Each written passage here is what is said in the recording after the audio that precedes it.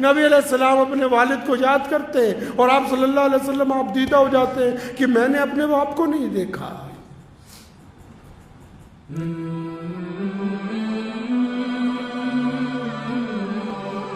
سنو دل کو تھام کے، میں آپ کو ایک قصہ سناتا ہوں۔ جس دن نبی اکرم صلی اللہ تعالی علیہ وسلم نے مکہ المکرمہ کو فتح کیا، اس رات وہ اپنی بہن سیدنا ام ہانی رضی اللہ تعالی عنہ کے گھر گئے ہیں۔ پیارے نبی صلی اللہ علیہ وسلم ام ہانی کے گھر پہنچے تو رات کا وقت ہے۔ پوچھا کھانے کے لیے کچھ ہے؟ یا رسول اللہ کچھ نہیں، ایک باسی روٹی ہے۔ سرکے کے ساتھ باسی روٹی نبی علیہ السلام کو پیش کی گئی۔ اب جب وہ باسی روٹی نبی علیہ السلام نے کھائی تو جب بستر لگ گیا تو اللہ کے نبی صلی اللہ علیہ وسلم نے اپنی بہن جو چچا زاد بہن ہے آپ صلی اللہ علیہ وسلم کی حضرت ام ہانی رضی اللہ تعالیٰ عنہ، ان کو یہ نہیں کہا کہ اب آرام کرنا ہے۔ عمر میں بہت بڑی تھی نبی علیہ السلام سے، 20-25 سال بڑی تھی۔ ان کو اپنے سامنے بٹھایا، فرمایا ہانی یہاں بیٹھو نا میرے پاس۔ سامنے بیٹھ گئی ام ہانی۔ اب جب ام ہانی سامنے بیٹھ گئی ہے نا، اس رات جتنی گفتگو ہوئی ہے وہ دینی مسائل پر نہیں تھی، عبادت پر نہیں تھی، حقوق العباد پر نہیں تھی۔ ہم تو جو جس کام کا ٹھیکیدار بن گیا، دین کا ٹھیکیدار ہے، دین کی باتیں کرے گا، کاروباری ہے تو کاروبار کی باتیں کرے گا، سیاستدان ہے تو سیاست کی باتیں کرے گا۔ نبی علیہ السلام نے اس رات کیا بات کی؟ حضرت ام ہانی رضی اللہ تعالیٰ عنہ جب سامنے بیٹھی ہیں، اس میں سے صرف گفتگو کا مختصر حصہ میں آپ کی گوش گزار کرنا چاہتا ہوں۔ ام ہانی جب بیٹھ گئیں، آپ کے جو بھانجے وغیرہ تھے وہ بھی ساتھ میں بیٹھ گئے، تو کریم رسول صلی اللہ علیہ وسلم نے جو اپنی گفتگو شروع کی تو فرمانے لگے، ہانی آپ تو عمر میں مجھ سے بڑی ہے نا؟ یہ کون کہہ رہا ہے؟ کون کہہ رہا ہے جی؟ پیارے پیغمبر صلی اللہ علیہ وسلم۔ سنو، فرمایا ہانی آپ تو مجھ سے عمر میں بڑی ہیں نا؟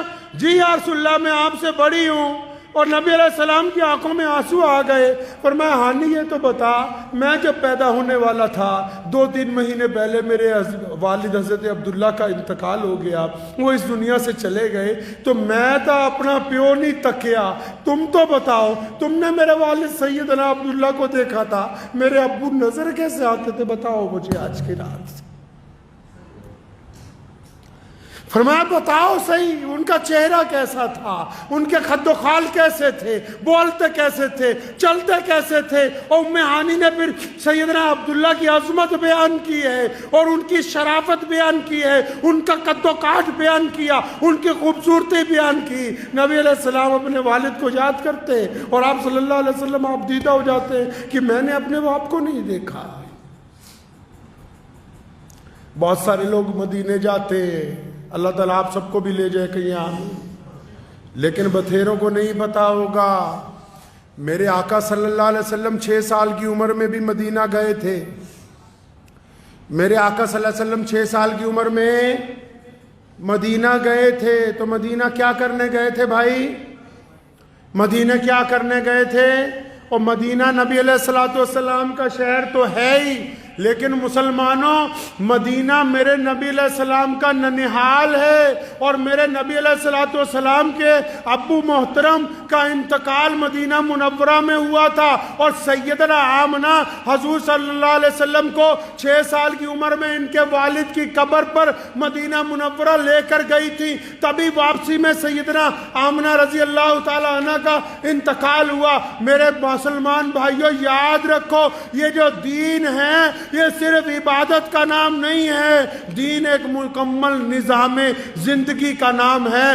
کائنات کا مالک ہو، پوری دنیا کے لیے رحمت ہو، پورے عالم کے لیے ختم نبوت کا تاج پہن کے آئے ہوں، اور پوری دنیا کی سرداریاں جن کے قدموں میں رکھی گئی ہوں، وہ فتح مکہ کے دن اس رات کو اگر یاد کرتے ہیں تو اپنے باپ کو سب سے پہلے یاد کرتے ہیں۔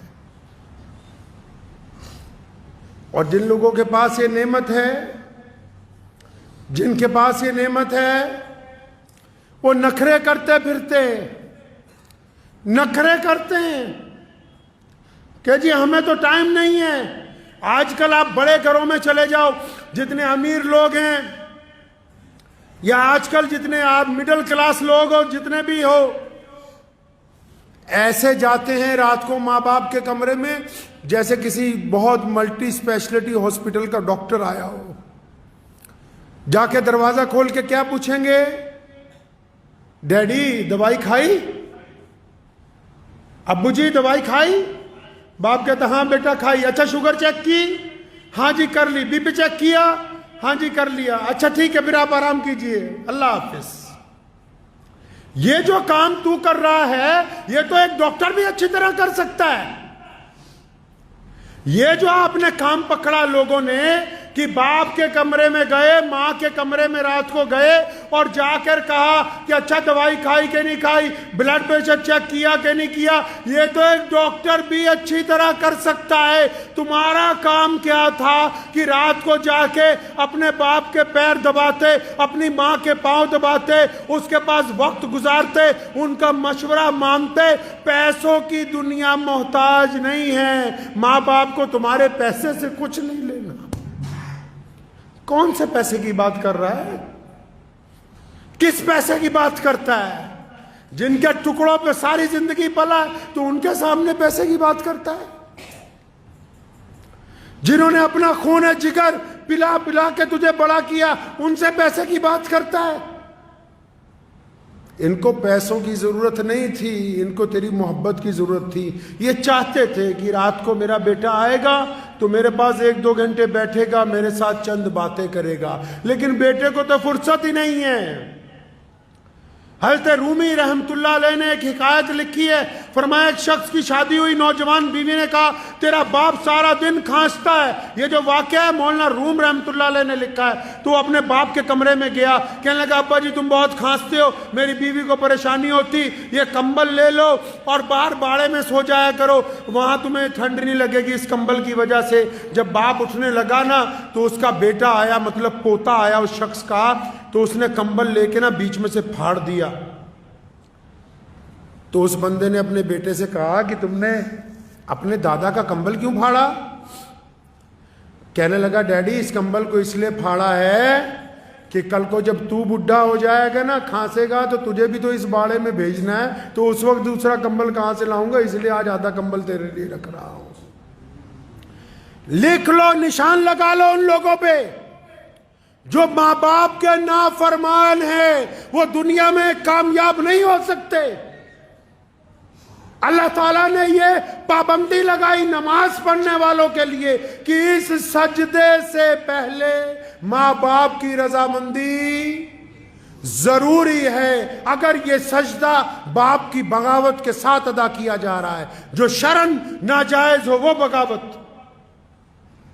اگر باپ کو گھر میں گالی دے کے آیا، تھپڑ مار کے آیا، باپ سے زیادتی کر کے آیا، بدماشی کر کے آیا، اور پھر آ کے مسجد میں کہا کہ میں تو متقی نمازی ہوں، یہ نمازیں منہ پر ماری جائیں گی. میرے کریم رسول کہیے صلی اللہ علیہ وسلم نے فرمایا اے بلال اگر تو تکبیر کہہ دیتا اور میری ماں زندہ ہوتی، فرمایا میری ماں حجرے میں سے مجھے آواز مارتی محمد، تو پھر میں نماز چھوڑ کے اپنی ماں کے پاس چلا جاتا. اللہ تعالیٰ نے وہ درجہ عطا فرمایا ہے، اس محبت کو اللہ نے وہ درجہ عطا فرمایا کہ جس کو باپ اللہ نے بنایا اس میں استقامت دی ہے، ہمت دی ہے. باپ کے بعد صرف ایک بندہ اور ملتا ہے جو صرف آپ کی کامیابی پر دل سے خوش ہوتا ہے. ایک تو باپ خوش ہوتا ہے دل کی گہرائیوں سے کہ میرا بیٹا میری جگہ پہنچ گیا، میرا بیٹا مجھ سے آگے پہنچ گیا. یا پھر دوسرا آپ کا استاد خوش ہوتا ہے، چاہے وہ استانی ہو یا استاد ہو. اگر کوئی بندہ ترقی کرتا ہے تو اس کو حسد نہیں ہوتا، وہ خوش ہوتا ہے کہ میرا پڑھایا ہوا بچہ جو ہے آج دنیا کے اندر کامیاب ہو گیا ہے. تو جو لوگ جن کو اللہ نے نعمت دی ہے نا، باپ جیسی نعمت جن کو ابھی اللہ نے دے رکھی ہے، ان کو قدر ہی نہیں. لوگ اکڑتے ہیں ماں باپ سے، بدتمیزیاں کرتے ہیں.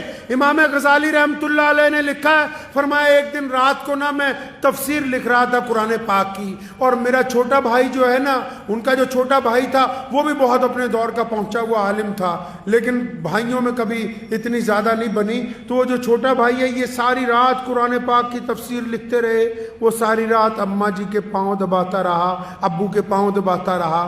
تو اچانک ان کے دل میں خیال آیا، اپنے بھائی کو بلایا صبح فجر کی نماز میں، فرمایا وہ جو رات گزری ہے نا، میرے والا ثواب تو لے لے، اپنے والا مجھے دے دے، میرے والا میں ساری رات قرآن لکھتا رہا ہوں، یہ ثواب تم لے لو اور اپنے والا مجھے دے دو۔ تو لیکن ان کے بھائی نے کہا کہ میاں دنیا کے لیے امام غزالی ہوگے، مجھے تو بیوقوف نہیں بنا سکتے، جو ماں باپ کے پاؤں دبانے میں اللہ نے عزت رکھی ہے وہ تیری ساری رات عبادت کرنے میں بھی وہ لطف آنے والا ہے نہیں ہے۔ اللہ نے جو یہ نعمت عطا کی ہے، یہ جو اللہ نے باپ عطا کیا ہے، کئیوں کی سمجھ نہیں آئے گی کہ باپ ہوتا کیا ہے، لیکن جب خود بن جائیں گے باپ، جب خود اس دور سے گزریں گے تب ان کو پتہ لگے گا باپ ہوتا کیا ہے، کر کیا سکتا ہے باپ اپنے بچوں کی تربیت کیسے کرتا ہے۔